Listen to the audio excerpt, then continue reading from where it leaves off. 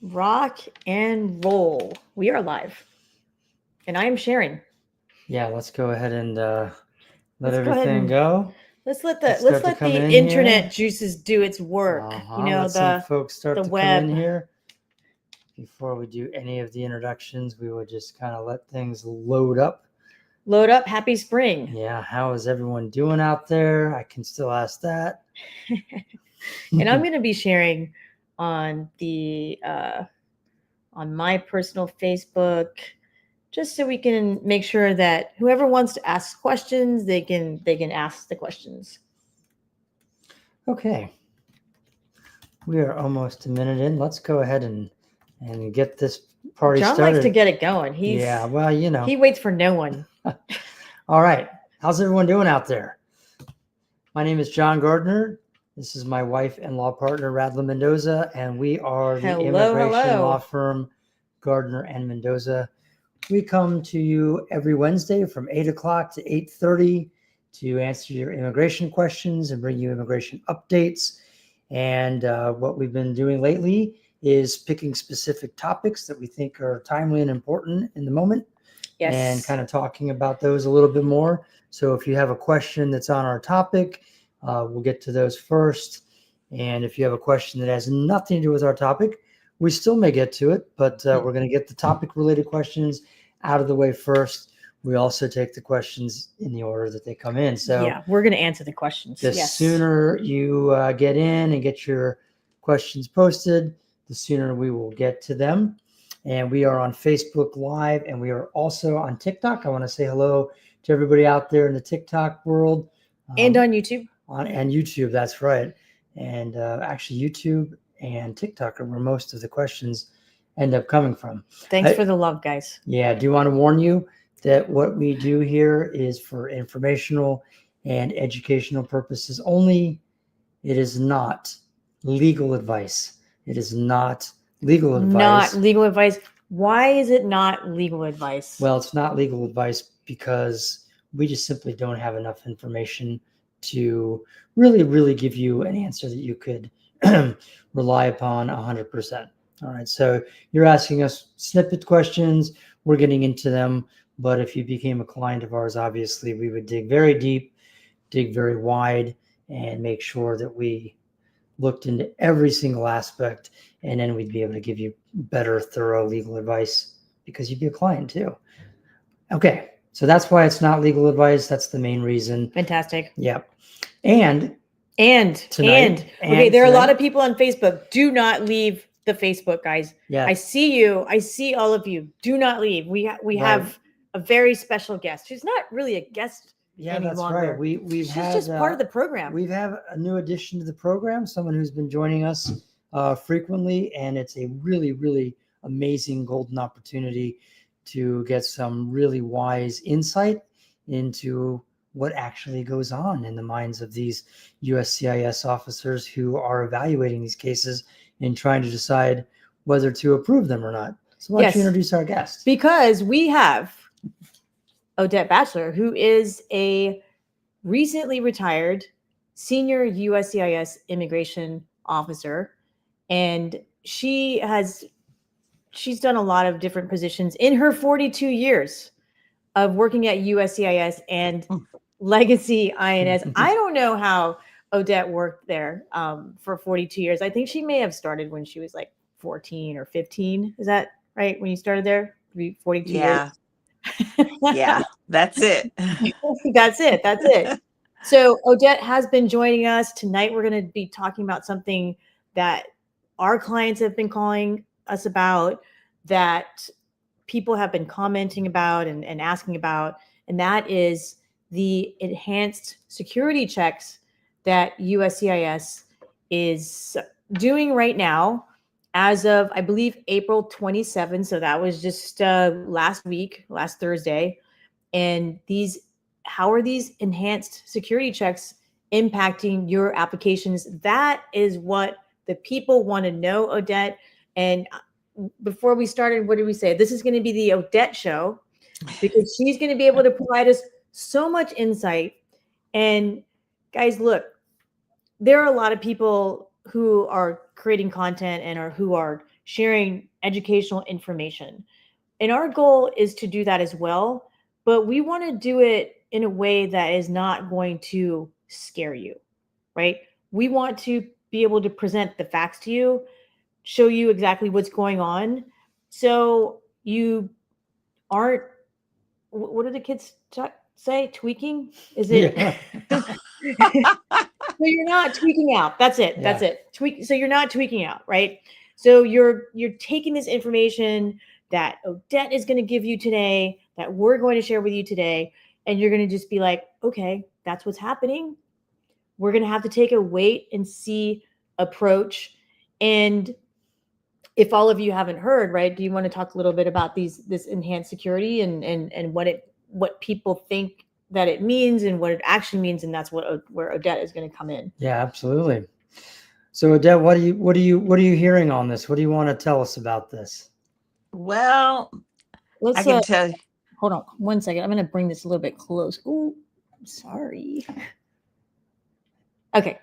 Yeah, but we're bringing it closer just to make sure that folks on TikTok can hear.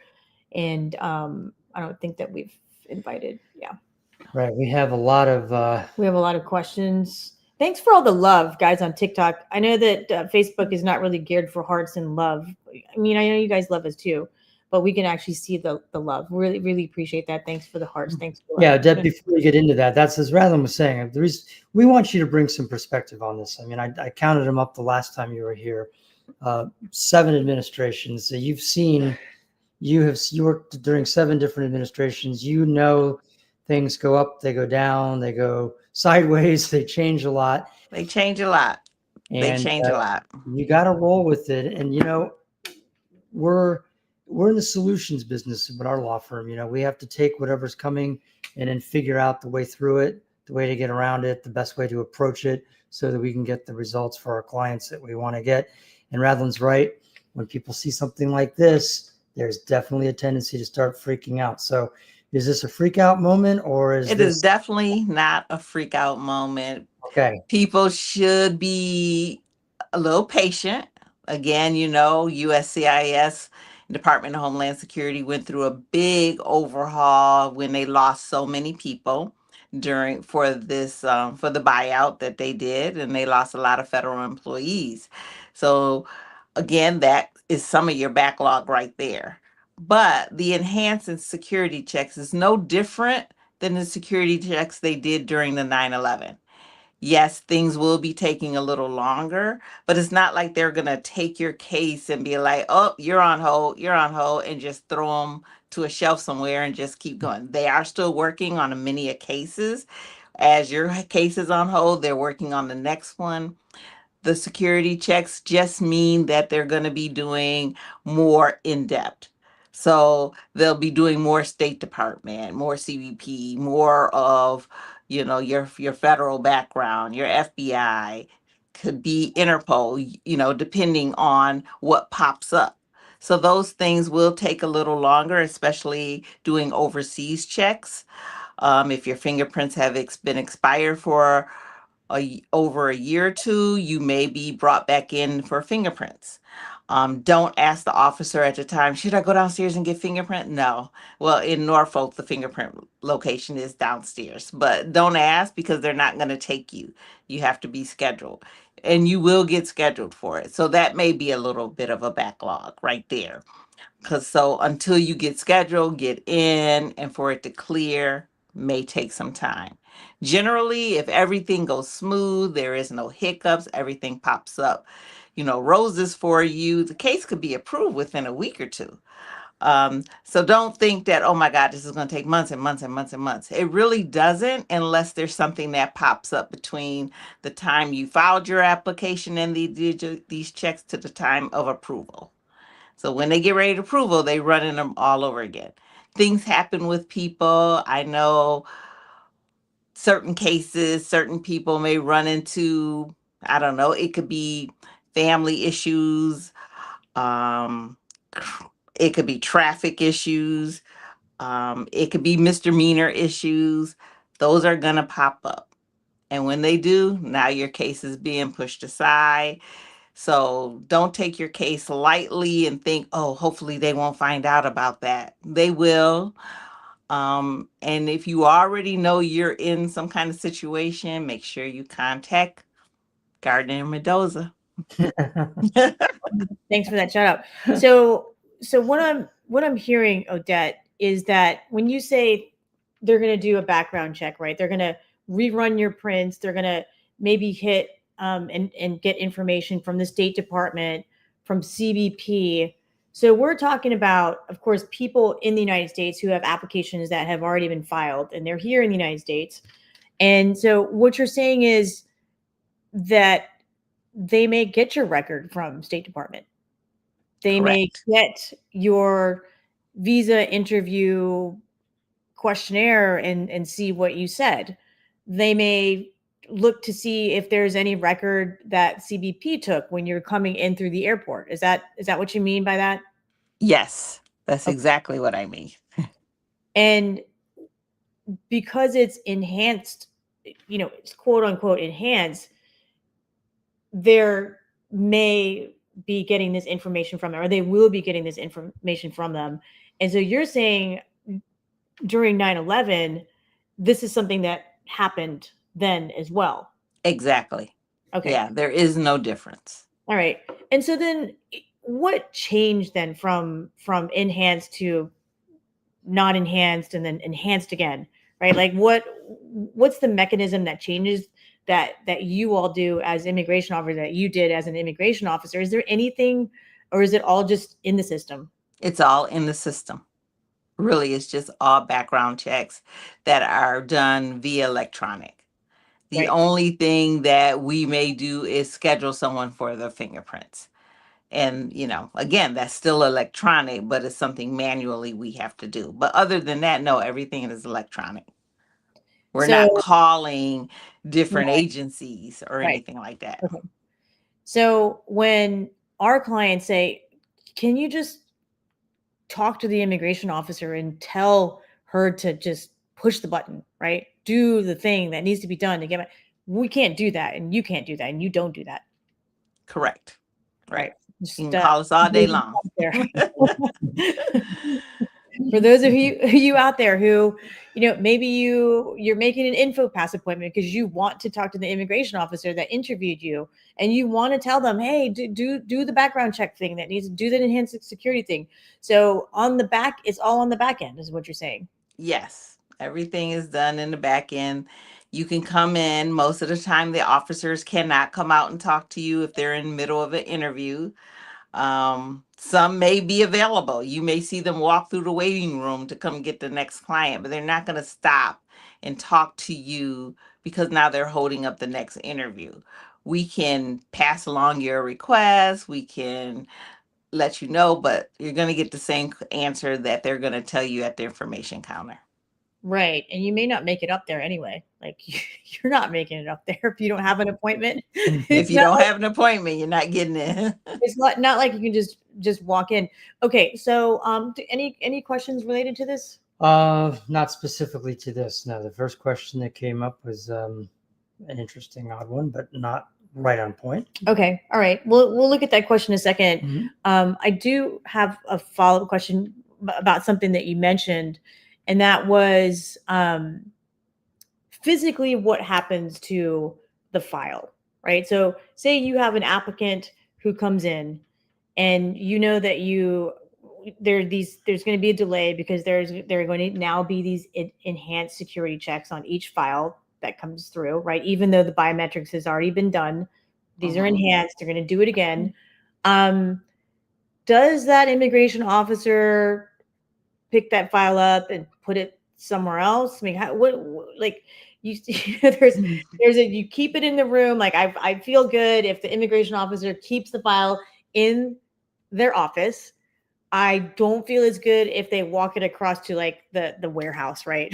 To the warehouse, the storage dusty room where the visa bulletin cases and the priority date's not going to be current for 3 years. Like I don't love that. But tell us what that looks like. Just kind of go in on that a little bit. Once they finish the interview, everything looks good. they know that so far everything came clean the first time, they're really not thinking anything else should pop up bad with the enhanced security checks. So they're going to keep that case with them. It's going to stay with them because they expect everything to be cleared within that week or two, and then they can hurry up and get that case approved. And once that case is approved, it'll move forward then to the dusty file room that you talk about. Gotcha. But yeah, it'll be done then. Cases that may pop up with something may be a little more. It may go to the file room and put on the hold shelf until everything clears, and then it will be brought back to them once those security checks clear. Gotcha. So, when you say that you know they've interviewed the couple, let's just say it's a marriage case. They've interviewed the couple, and the officer, because of his or her experience, because of their experience, they think, okay, I've interviewed these people. I believe them. They're telling the truth. I'm going to keep this with me, right? But it's not something that they can be certain, right? That they know, right? So, so those that enhanced security could bring negative information, like maybe, you know, the applicant said they were married on their visa application, but they actually weren't, but they said they were married so they could more easily get that visa. Because if you're leaving your wife back home in Colombia, you know, maybe I'll get a tourist visa more quickly and have a better chance. And then they come here and So that's something that could come up. That's something that could pop up. Yes. Maybe they had some kind of accident or criminal case in another country. That's going to end up popping up. Right. So are we saying that prior to this enhanced security, and I mean, if you don't know the answer to this, these security checks weren't being done? No, they were being done, but people go home for visits to visit their family and friends, and things pop up when they go over there. Okay. And that's when they end up popping up with us. Okay. Got it. So you don't want anything to pop up. Right. Okay. Well, so most of the time, even with the enhanced check here, the majority of the time it's going to come back the same as it did the first time. Is that a fair statement? Most of the time. Yep, most of the time. Okay. However, you know, we always are preaching to everybody to be careful if you have any criminal record, if you've got things in your background and your history that are criminal in nature. Even if they didn't turn in anything, you know, you didn't feel like you got convicted or you think the charge was dropped. We've always told people in that situation to consult with an attorney because that complicates the case. Even more true now than ever, to be very careful with that stuff. Okay. Yeah. And Odette, you know, now that John has, you know, opened the door to criminal record, you know, if someone has been arrested in another country, right? But it didn't go anywhere. It just was mistaken identity, or they got brought to the police station and no charges were brought. They don't really have to put that on their application, right? Incorrect. They do have to put that on their application. Oh, dude, I thought I was going to trick you. Okay. So yes, of course, that is incorrect. Why do they have to put it on the application? Because it asks. Nothing happened. The question asks for, have you ever, anywhere in the world? Yeah. We want to know it all. And we want to know the final outcome of it. And you have to provide proof of that final outcome. Yep. Okay. So this is something that John and I are always talking about because it just came up the day before yesterday with a client. Yeah, because you know, I think that a lot of people think that, oh, well, you know, I got arrested or I got charged or I got charged and didn't get arrested, or I got arrested but didn't get, you know, whatever, no charge, no conviction. And they believe that they don't have to tell us about it, the immigration attorneys. They believe they don't have to tell the criminal defense attorney about any previous charges because nothing happened from it. They believe that they don't have to tell you about it. And here we all three are here to tell you that yes, the question is, have you ever been arrested, cited, charged in or outside of the United States? And even if nothing came out of it, you have to put it on your application. And it's one of the reasons why it's so silly that people don't put it on the application is because it's inconsequential, right? To the final outcome of the case. It's not going to impact your green card application, right? Because there's no conviction. It's not going to impact your naturalization because there's no conviction. And even if there were, if it depending on what it was, it would be okay. But when you lie about it, now you've made a misrepresentation. Yes. And that's where the problem comes. So, Right. Yeah, if they find it though, Odette, I mean, you all would never be able to. I mean, if I'm at the Norfolk office, but my conviction was in Utah, you all would never be able to find that out because that was all the way in Utah, right? We go anywhere in the world. anywhere in the world, right? Anywhere in the world. And it sounds like these enhanced security checks are kind of checking all these things, even after a person has already done their biometrics.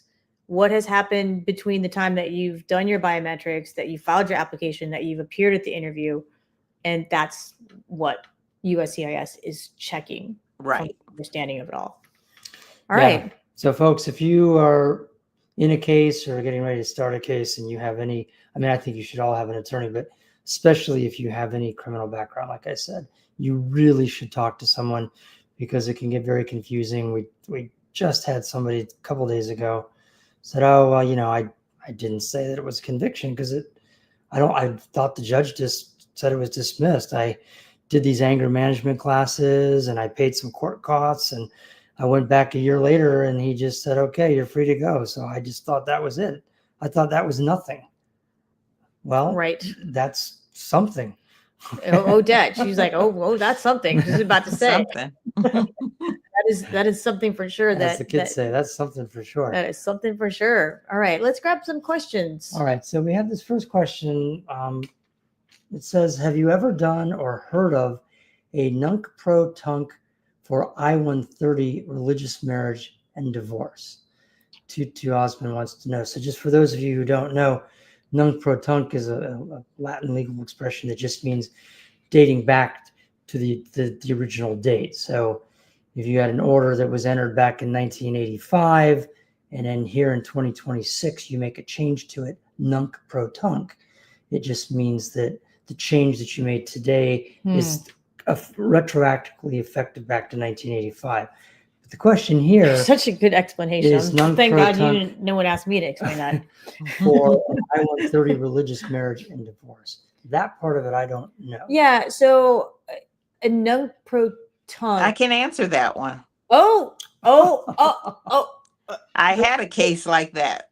Oh, well. Okay, tell. who is this? This person is, what's their name?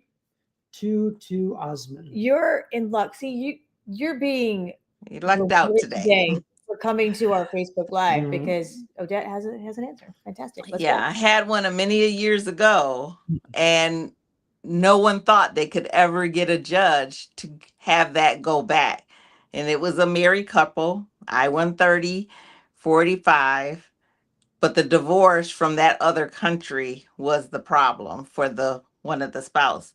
And we just knew it wasn't. I mean, literally, I pretty much almost wrote the denial because I was like, they're not going to get it. What judge is going to go back that many years?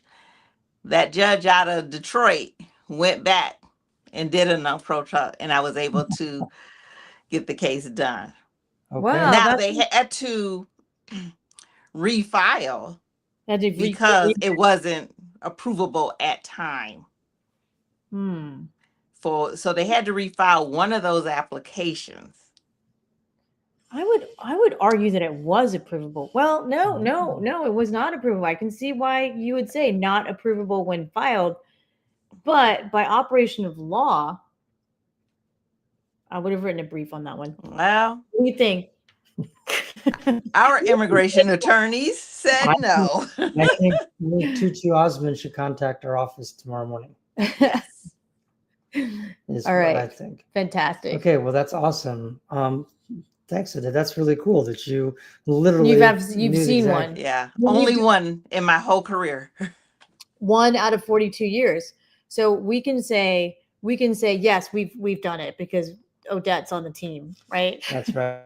Mhm. Tutu Osmond says, "Wow, great." So he or she is pretty happy. Right. Can we get the judge to do a nunc pro Yeah, tunc? no. That's gonna be the question.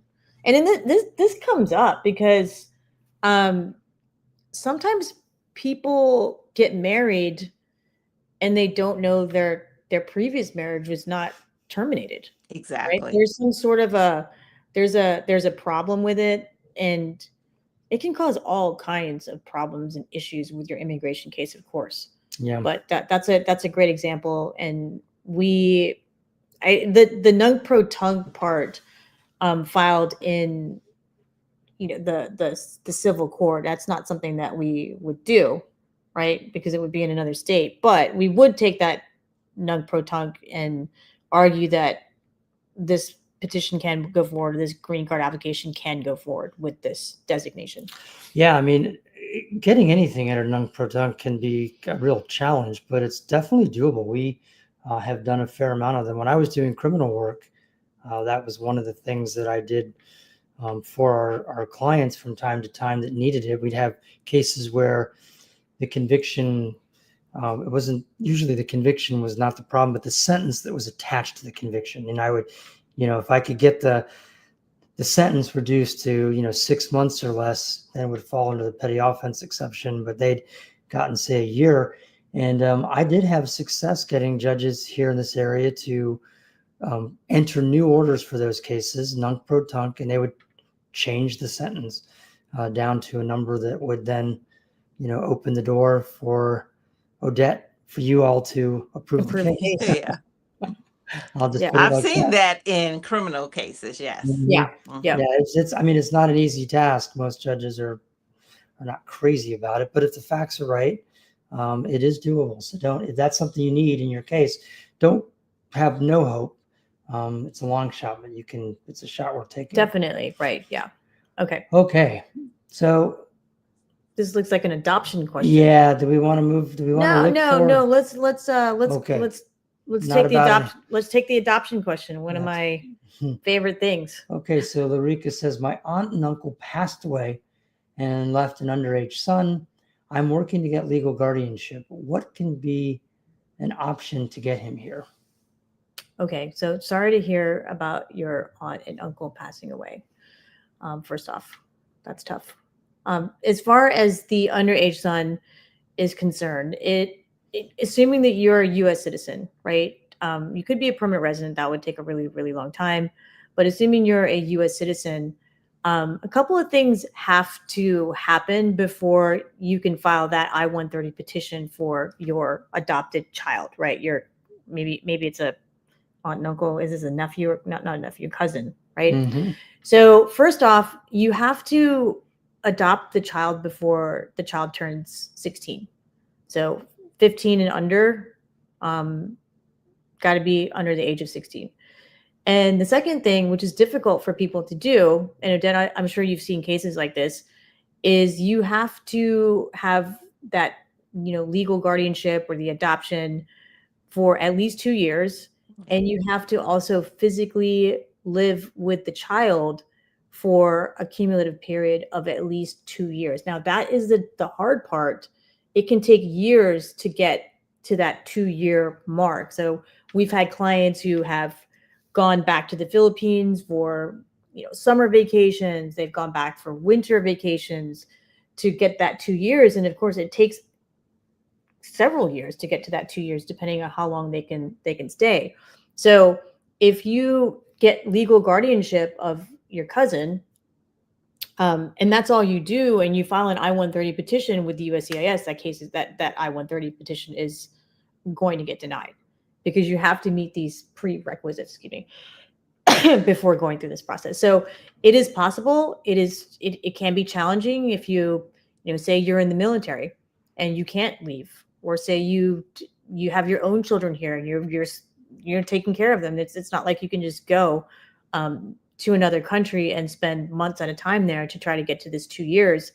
One thing though is that your spouse, if you're married, can also go and get the 2 years under their belt, even if they're not the petitioner. So hopefully that helps.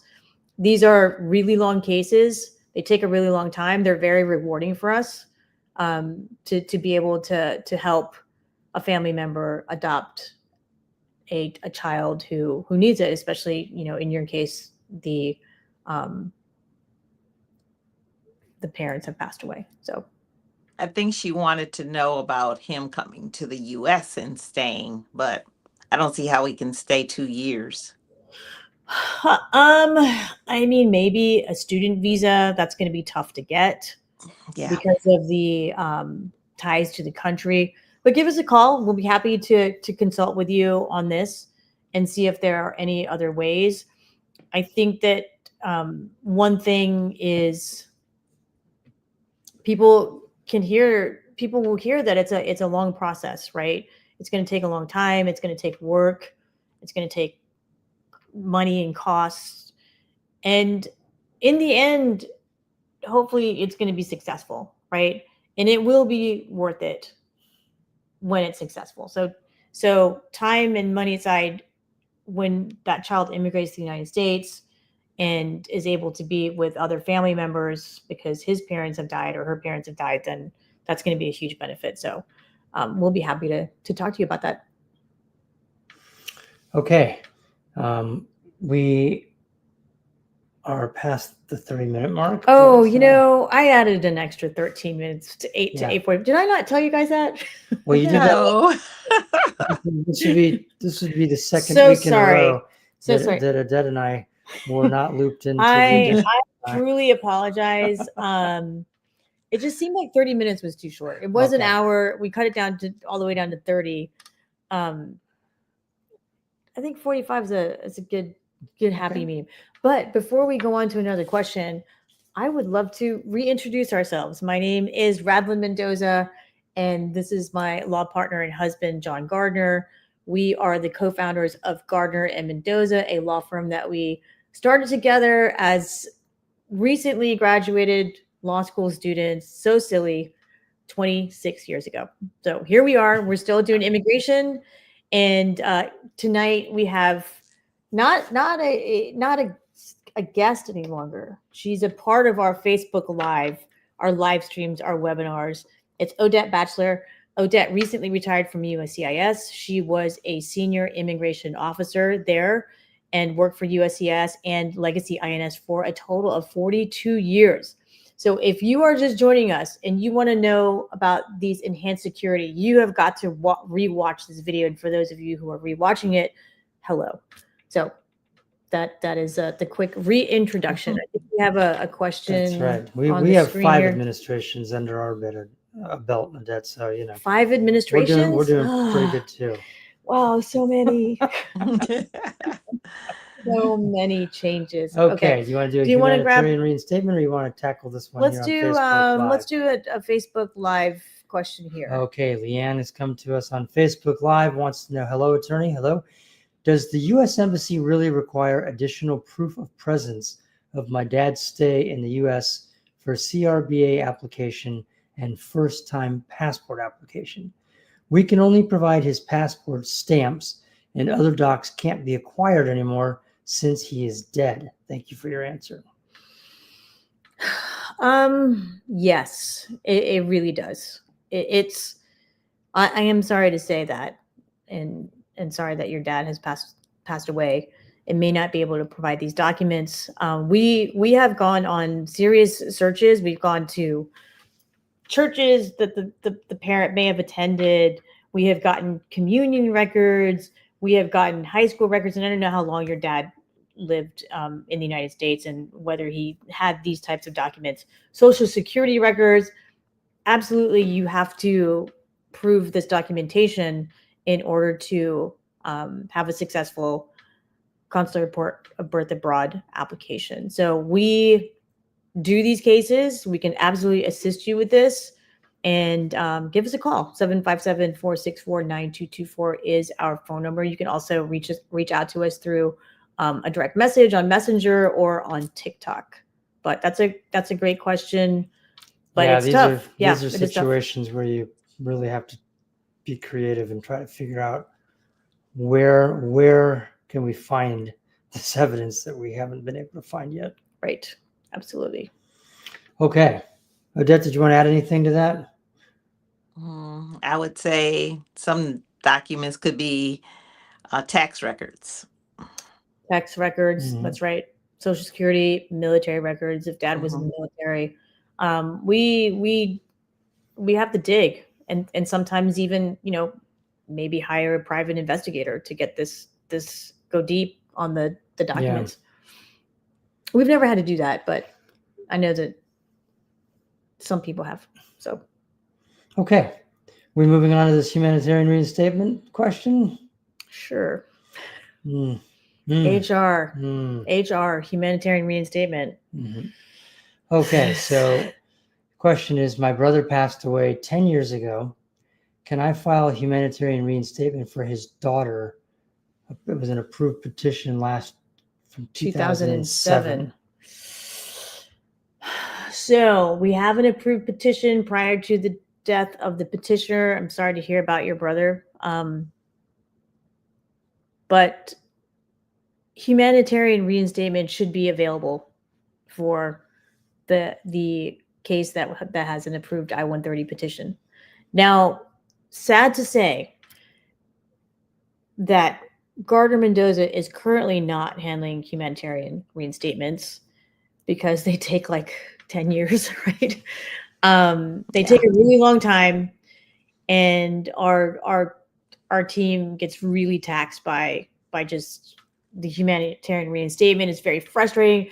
Odette, you have received our humanitarian reinstatement request from way long time ago for those 1995 I-130 petitions that were filed at your window. Yep. Back before they were filed online. Right. And so those humanitarian reinstatement requests has to go to the office that adjudicated the I-130 petition. I really liked doing humanitarian reinstatement cases, and our attorneys like doing humanitarian reinstatements too, just because of the satisfaction that we get when the family reunites. It's wonderful. It's a wonderful feeling to have that. But right now, just because of our workload and the things that we do, we're choosing to not do humanitarian reinstatements. Okay. But we have done them, and they are awesome when they get done. They do take a long time though. And I'll just mention here really quickly, and Odette, I think you can agree with me, because there is no fee to feed these in, they do get lost, right? They get lost in the shuffle. Like, am I right? They get, I feel like they go to someone's desk. Yeah. And they sit there because they're like, okay, this is going to take some digging. If there was an application that was filed and it was done online or filed at a service center, Right. they're easier to track and quicker to get done. If it was filed at a time when they were done locally at the field offices, they will take a long time process. Yes. Yes. Sometimes and no, I appreciate that insight. Our experience has been that it just takes a long time no matter where it goes. So, and I think it's because there's no fee, and so it's tough to track. Just like, oh, it's sitting on my desk. What even is this? Right. Right. It's not trackable at all. Right. It's not trackable. We've had to actually file multiple humanitarian requests because they don't have it. Right. So anyhow, I wish they would put like a nominal fee on it, just so there's a tracker on it. All right. Okay, got a couple more questions. Yeah, we've got more questions. But going back real quick about to Leanne, who was asking about proof that her father was in the U.S., she wants to know, how would you all feel about a letter from a friend or a family stating that he was here at a certain time? How does your office look at something like that? Is that persuasive? I would. I will weigh in. Odette, you can weigh in also, but I'm going to say definitely not. Not for not for a CRBA. Not for claiming. Physical presence, Yeah. no. Yeah. Right. I mean, that's considered like secondary evidence. You can add it, but it's not going to hold any value. Mhm. All right. Sorry, Leanne. Okay. Let's move along a couple more here. Over here. Good.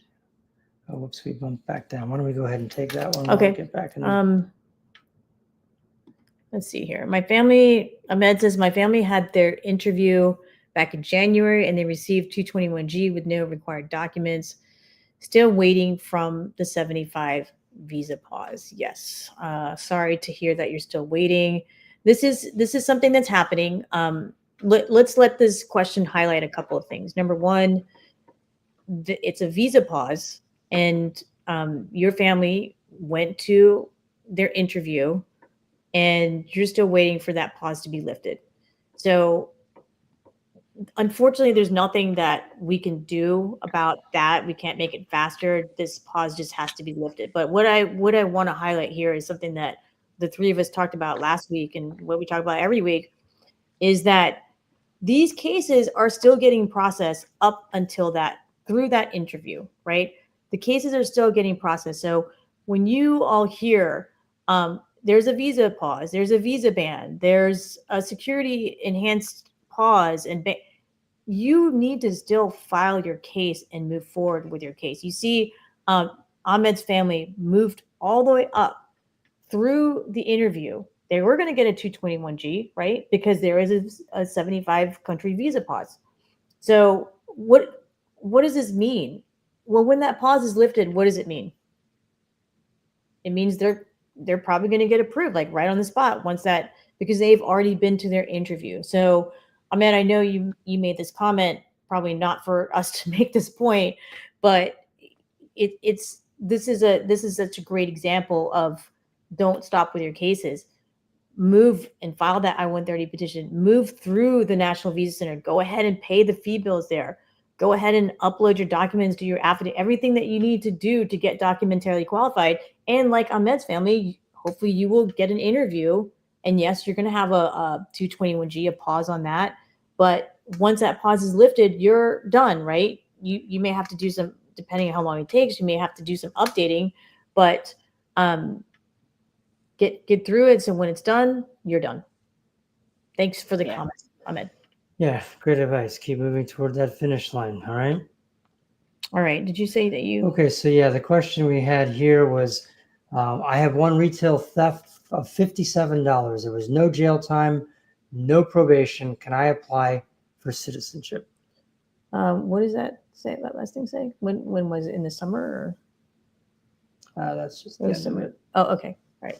So we've got a theft, $57, no jail time, no probation. Can they naturalize? That's the question. So, well, we would need to know a lot more information, right? Mhm. If the only thing you have, Odette, I'll go ahead and let you answer this question. Okay. So everyone couple of here, things. sorry for interrupting.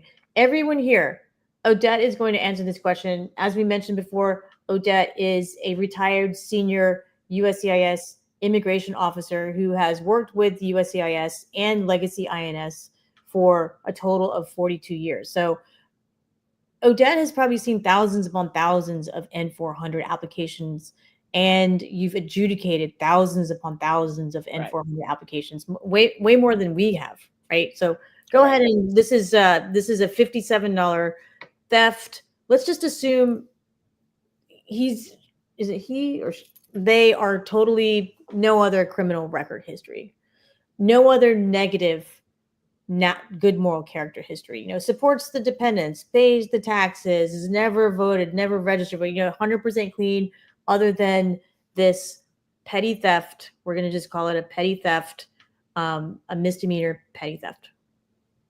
Can they file? Yes. Will they naturalize? I mean, we would need a little more information to show that everything was dismissed, right? some kind of documentation. It's a very good possibility that, yeah, they will naturalize. Yep. Right. So, Each theft is different, of course, in every state. So yeah, I'm speaking from Norfolk, Virginia. right. Right. So essentially, I think we can't, are you going to be okay? We would have to take a look at everything, right? Even if it is, it's like, okay, yeah, this is a nothing thing. This is a petty offense. You got to fine it $57. You got no jail time. You got no suspended jail time, no active jail time, no suspended jail time. You otherwise have a clean record.